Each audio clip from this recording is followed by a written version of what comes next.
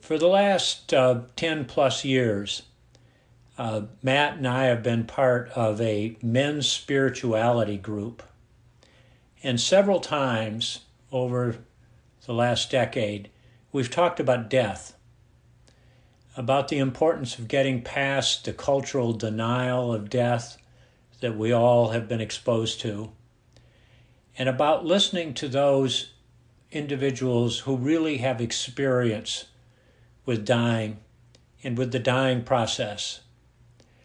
And the key learning for all of us, I believe, from these experiences of checking in more seriously with death is this very simple line: if you want to die well, live well.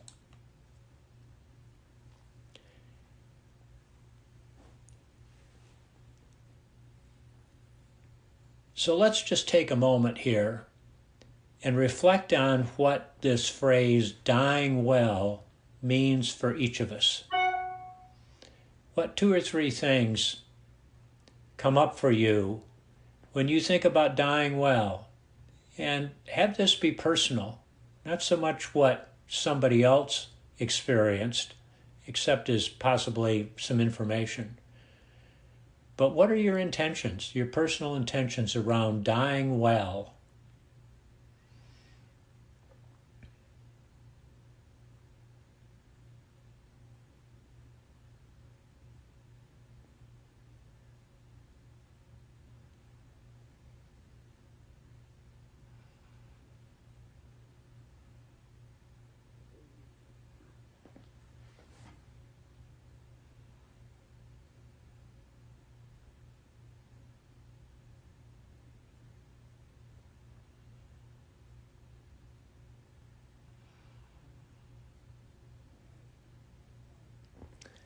Okay, thank you. For much of our time together, which began last April for some of us and has continued since then, as many more have joined in, we've been talking about the 4 C's, the 4 conditions of being human that are beyond our control, and what happens next is up to us. We've talked about the 3 P's, how life is not permanent, not perfect, and not personal. And we've talked about the 5 characteristics of our inherent enoughness: the capacity to protect ourselves, the capacity to connect with others, to be able to self-regulate, to learn, and the capacity of awareness. And now I'd like to propose that we stretch ourselves a little bit and introduce the 5 I's into our pantheon of lists. And these 5 I's go to this book by Frank Ostaseski, The 5 Invitations. If you had a chance to investigate Frank at all, you'll learn that he spent the last 40 years as a hospice worker. And he comes from a strong Zen Buddhist mindfulness background. And he has applied his Zen practice relentlessly in his experiences in helping, being present with more than 1,000 people as they have died. And if you had a chance to listen to his YouTube video or watch it, you'll see that he hasn't been made helpless or hopeless by this experience of being present to people's dying, but rather he has brought it into his life as a natural part of being alive. The thing to remember about death is that 100% of deaths are caused by being born. Don't want to die? Don't be born. It's just really simple. But as soon as we're born, it's inevitable. And so that's why this question of dying well has come up for me on a number of occasions. And I'd like to walk us quickly through the 5 invitations and then focus on one in particular. His first invitation is don't wait. Life is finite. We're all going to cross that finish line. If we wait to tell people we love them, if we wait to reconcile our differences, we often die with regret. And that's so evident in his book. Welcome everything, push nothing away. Many of you have said on multiple occasions that one of the most powerful teachings from mindfulness is learning the art of acceptance, of accepting what is just as it is, realizing that until we accept it, until we accept the reality of what is, we can't go on. He talks about bringing our whole selves to the experience. We've talked about this as piercing the veil of separateness, of realizing that separateness is an illusion, that belonging is what's real. He talks about finding a place to rest in the middle of things. Busyness has been described as the violence of our times. Finding a place to rest is the alternative. And cultivating don't know mind. Are you sure? Think again. Curiosity. These are all phrases and concepts that we have investigated. I want to spend a little time focusing on finding a place to rest in the middle of things, and share with you an experience that Kay had and later wrote about and talked about with our Sunday practice group. Kay's mother lived to be 100 years old. She set that as a goal for herself after she got past 90, which she had set as a previous goal.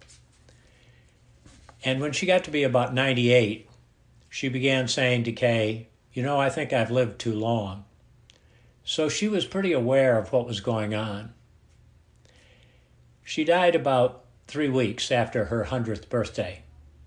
And I don't think there's anything accidental about that.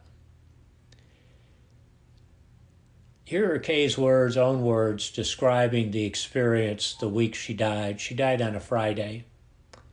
And Kay's talking about something that began on that Wednesday.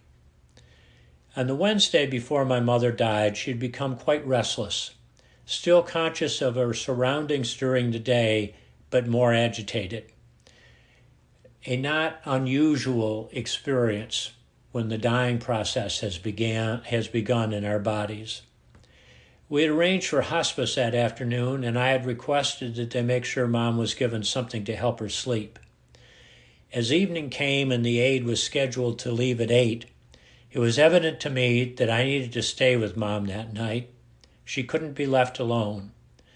The drug protocol hadn't yet been initiated, and her agitation by that time had increased to the point that she was attempting to get out of bed every 10 or 15 minutes, risking a fall, unable to stop herself from these attempts, not hearing or responding to what was being said to her. For the next few hours, and several times each hour, I would hear and watch her struggle to move to the edge of the bed. She could no longer sit up on her own, but she would reach her arms toward me in what seemed like a plea to help her. Then, as gently as I could, I would reposition her on the bed. This was hard work for each of us, and despite the drugs having been started at 9, her unrest continued. Finally, at one point between these dances that we were doing, I left the room, sat on the couch, and just breathed. Also, finally, I remembered to give myself permission to practice self-compassion, finding a place to rest in the middle of things. Compassion for my mom had been almost automatic and conscious, but not yet for me. On a side note, I want to just say that Kay is typically not a patient person, but her patience with her mother was beyond remarkable. I mean, I was just a witness to it day after day. It was amazing. So I allowed myself, sitting in that separate room, to feel my body's weariness, to register the sadness, to admit to my frustration that I wasn't easing her discomfort, saying to myself, "This is hard." Just a few minutes of opening to my own experience, without focusing on what I needed to be doing. And as I sat there, I also became aware of how spent and exhausted my mother must be. Her 100-year-old body had been struggling this way for hours.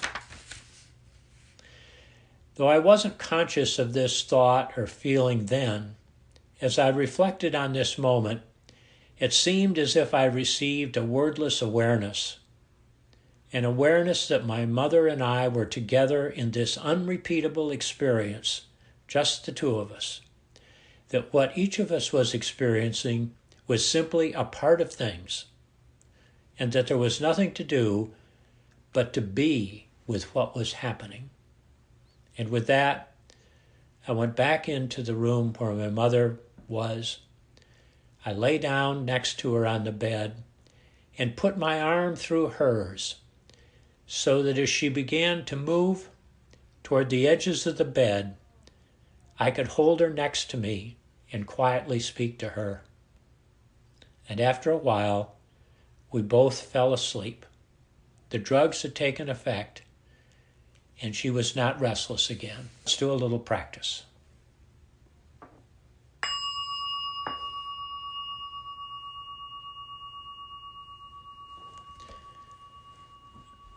An especially good moment to take a couple of deep in-breaths, allowing those lungs to fill up all the way to the shoulders and maybe a little beyond.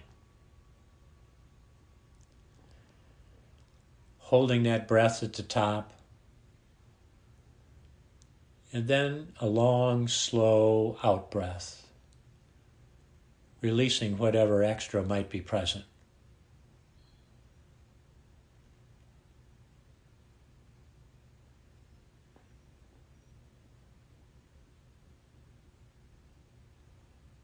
And allowing yourself to soften.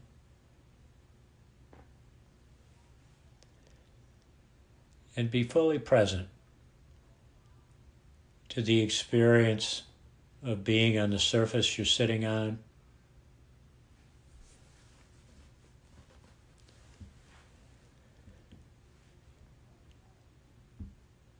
Fully present to whatever is arising in your body at this moment.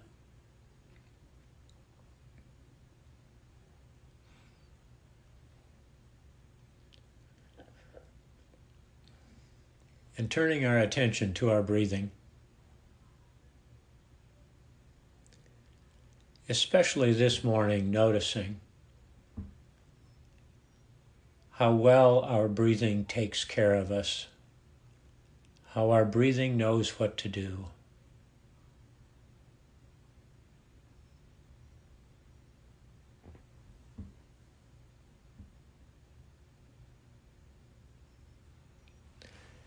And resting with our breathing for a few moments, paying attention to how it shows up in the body on the in-breath and on the out-breath.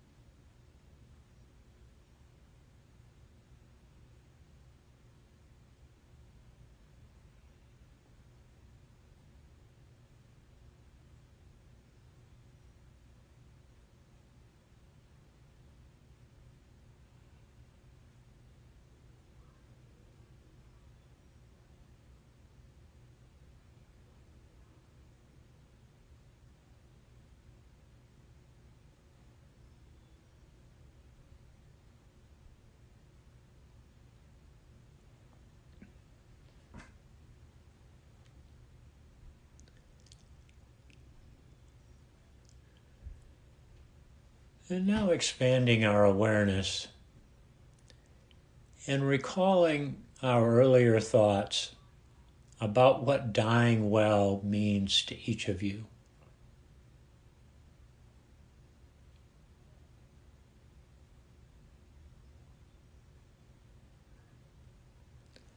Recalling the several thoughts that came up before, what you would describe as dying well for yourself, not for anybody else. This is a very personal statement.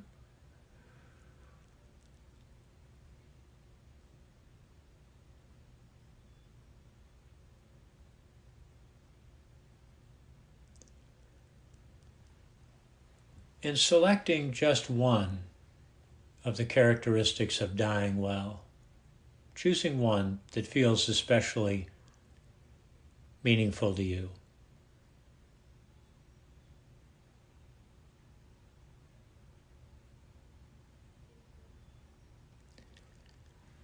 And now just expanding your thinking about this one characteristic, describing it as fully as you can.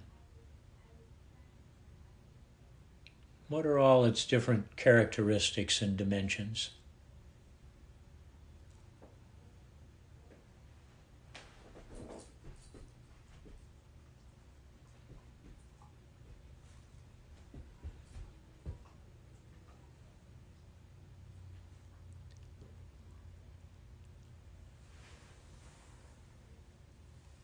And now inquiring of yourself, why is this particular characteristic important to me?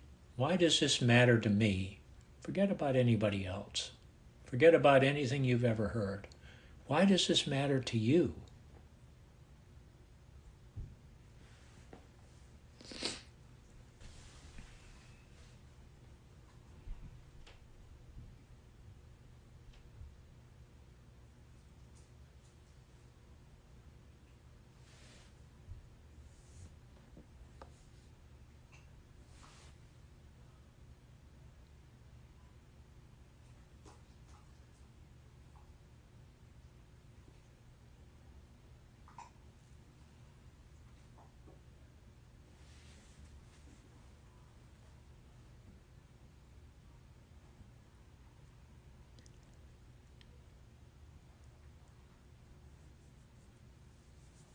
Shifting our attention and checking in with your body.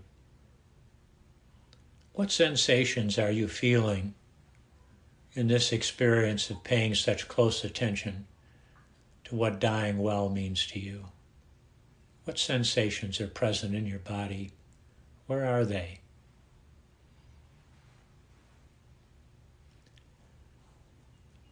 Allowing those sensations to be there, being with them.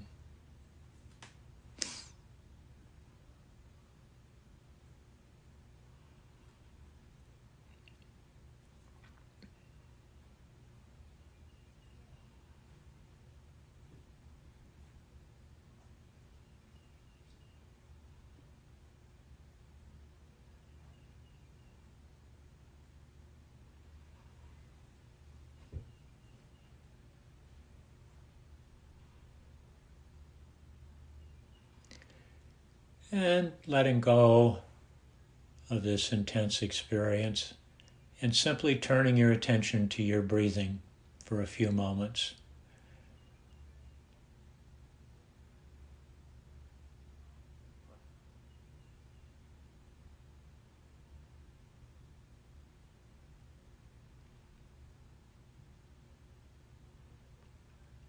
Perhaps offering yourself a couple of words of kindness for being present.